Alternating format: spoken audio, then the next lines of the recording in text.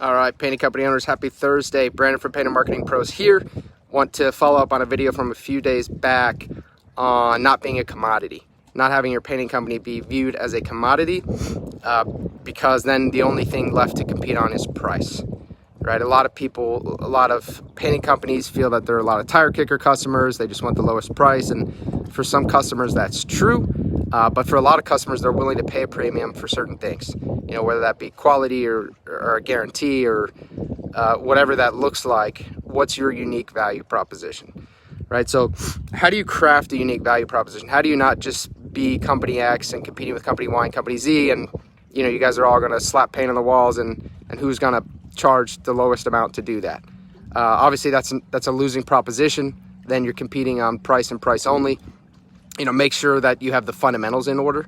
Make sure that your painters are always in uniform. If you're using subcontractors or anything like that, make sure that they're at least wearing branded t-shirts, branded hats. It's not very expensive, and you can implement a mandatory dress code like that represents your brand in a professional manner. Make sure when you're providing estimates that those estimates are professional. Using a software like Estimate Rocket or something like that makes it pretty easy, pretty affordable, and you could create basically a 44-point checklist. They're checklists you can get them through the PCA or kind of through a lot of really means. You can get templated estimates, right? And through Estimate Rocket you can get them as well, and then you can make that part of your sales process. Hey, we provide a detailed 44-point estimate for every estimate because we make sure we cover all our bases, right? And then that's going to really stand out from the guy who's writing $6,000 includes paint on a piece of paper. Obviously you have presented yourself very differently. How are you communicating with the customer? Does the customer feel taken care of from the moment that they come into your world, from the moment that they enter your world as a lead, as a prospect, whether that's through Facebook ads, whether they went to your website and filled out a form, whether they called you from your Google My Business listing, or they found you online on your website, whether it's Google ads, however, Home Advisor, however they got into your world. How do you treat them, right? Are you caring for them? Not just, hey, we want to give you your estimate. Hey, you're ready for your estimate.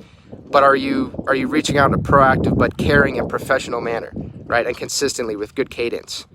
And then, can you offer things? Can you get creative? So obviously demand has been really high, and supply and labor shortages have plagued the market. When there are situations like that, can you offer some sort of timeline guarantee? Like complete your job will be completed within 3 weeks guaranteed, or 4 weeks guaranteed, right? Can you factor that in somehow into your business model, or can you guarantee the quality of your work? Can you say, can you send a video out to prospects? Hi, I'm John. I'm the owner of John's Painting, and I want to let you know that if you work with us, I personally guarantee the quality of all of our work. And if it's not right, we're going to continue to work on your premises until we make sure it is right.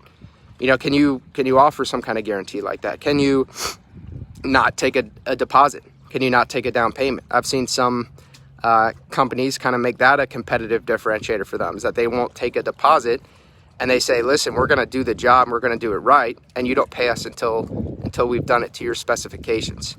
Obviously you open yourself up to a little bit of liability there.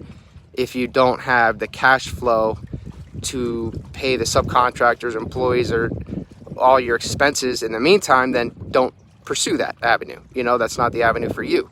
But kind of thinking differently about what can you walk through the door to that prospect when you give them an estimate? What can you say? What can you offer that they might value that is different from the guy who walked in before you and the one who's about to walk in after you?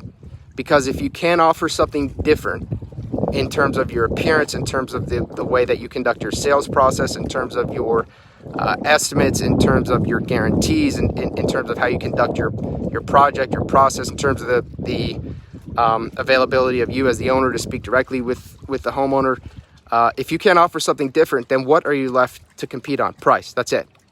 There is no logical reason for a homeowner to choose you if you're not the cheapest, if you can't offer something more, right? And having more reviews online, this is where your digital presence can provide a huge advantage. Getting your digital marketing right, making sure you have a well-built website that looks professional, making sure you have reviews everywhere you need to and that they're consistently flowing in, so you have some sort of system to generate those reviews. some sort of reputation management system. This is where all that comes into play as well, right? And then when you show up for the estimate, make sure, regardless of who's showing up, you're wearing that person is wearing maybe a polo and a nice pair of jeans. So don't show up, with paint on your clothes, right? You want to show up in a really professional manner. So there are a lot of things you can do. You just need to think about for your specific circumstance, what are your advantages, right? And if you're a smaller company, and if maybe lead flow is not as prevalent for you as it is for some other bigger companies, maybe you're not getting as many leads as you'd like to be getting, then maybe you can complete the project within 2 weeks or less, or 3 weeks or less. Maybe that's a selling point for you. If it's a hot area, you're kind of new to the market, and you don't have all the repeat referral business, word of mouth, you haven't invested in the online marketing or direct mail or to get your name out there, then maybe that's a selling point. It's, hey, we're gonna get your job done right away. We're new, we're eager to prove ourselves. We also guarantee our work, and it's gonna be done in 2 weeks or less, and it's gonna be done right. So think about your specific situation, your specific company. Think about what customers, what ails them. I know that our house flooded, and it took us almost 6 months to get a company to come in and do the rebuild on our house. And ultimately, the company I chose was just the company that could come. And because it's a lot of houses in our area flooded, it was from a tropical storm, and it was a specific circumstance where the availability became the key selling factor. And it's not always going to be that dramatic, but still think about what can you, in your specific circumstance, offer that other painting companies either can't or they're just not. Maybe they're just not thinking about it. Anyways, happy Thursday. Let's finish the week strong, and have a great day.